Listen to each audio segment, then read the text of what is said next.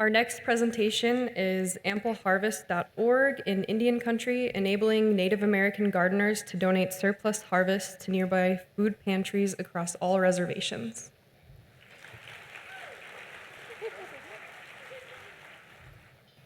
Ampleharvest.org is a 14-year-old nationwide nonprofit that is enabling the nation's 62 million gardeners to donate their surplus harvest to 8,000 food pantries in 4,000 communities across the country. The nation has 62 million gardeners. We gardeners grow 11 billion pounds of surplus, more food than we can use or preserve or share with friends.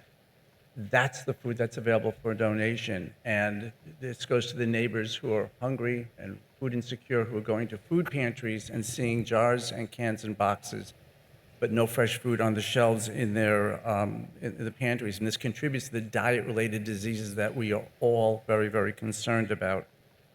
One of the important things about the gardeners in America, actually the Native American gardeners specifically, according to the National Gardening Association, is Native Americans do more gardening per capita than any other people in the country.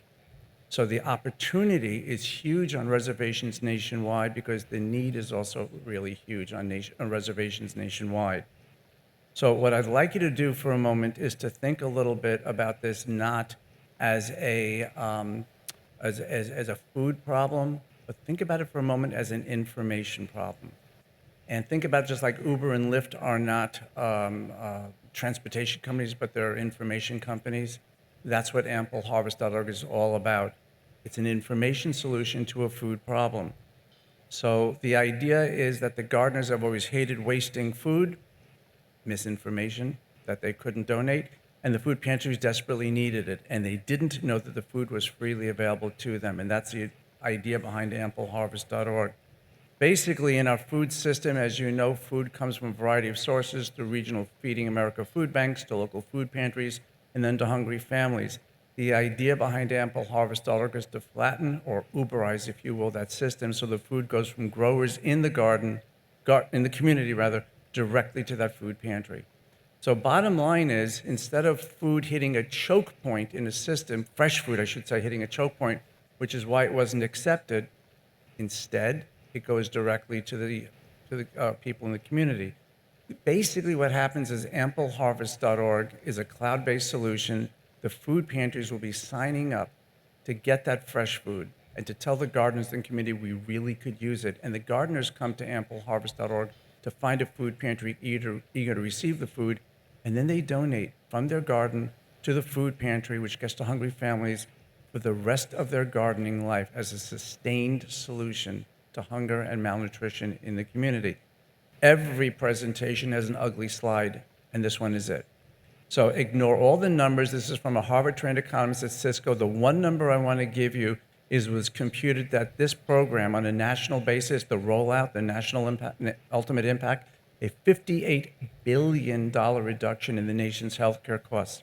This is our map. That red line shows something that really disturbed us. We were missing the boat on part of the country, and it turned out to be Native American reservations. Something in our system, something in our approach wasn't quite working. This really bothered us a great deal. I reached out to Chief Henry Red Cloud, a decade-long friend, and other tribal elders and food sovereignty experts. And over a period of time, we learned what we had to change in our model to make it work in tribal communities across the country, and at zero cost to the pantries and at zero cost to the gardeners in the community.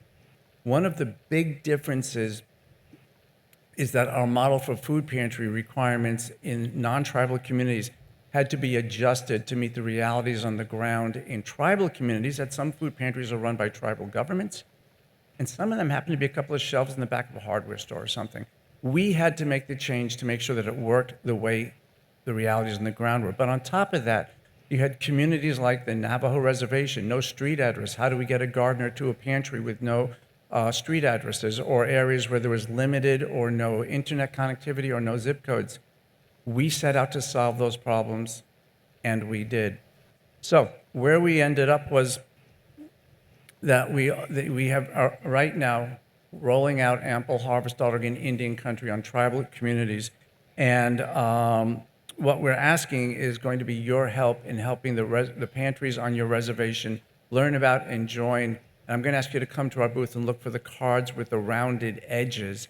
That is going to be the information you give to the food programs in your pantries. We're not doing this alone, by the way. We've got great partners, Feeding America, USDA, Bonnie Plants, Google, Home Depot. We have great partners helping to make this program work both the rest of the country and in tribal communities across the country. Last October, I had the privilege of being invited to the White House Hunger Conference. We announced the program. The next day, I took this to a meeting at the Navajo Nation office in Washington, D.C. They loved it.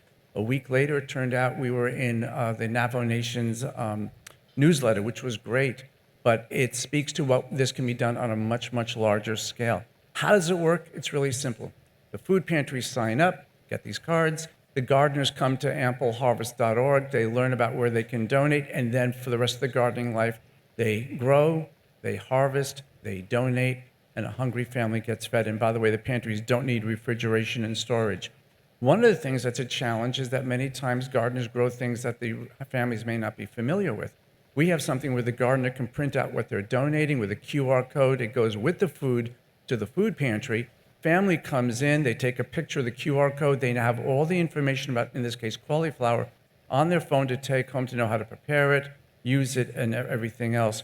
So again, my ask of all of you is visit ampleharvest.org/IC to get pantries to sign up. You can learn more at ampleharvest.org in Indian Country. Come to our table, look for the cards that have the rounded edges, and help make this happen on your reservation. It's been said that the best solutions are local to the problem, and ampleharvest.org is every bit a local program. It's also said that there are people who think ending hunger and malnutrition is impossible. You have to believe that to do the impossible, you must first believe it isn't. So with that, I want to thank you all very much.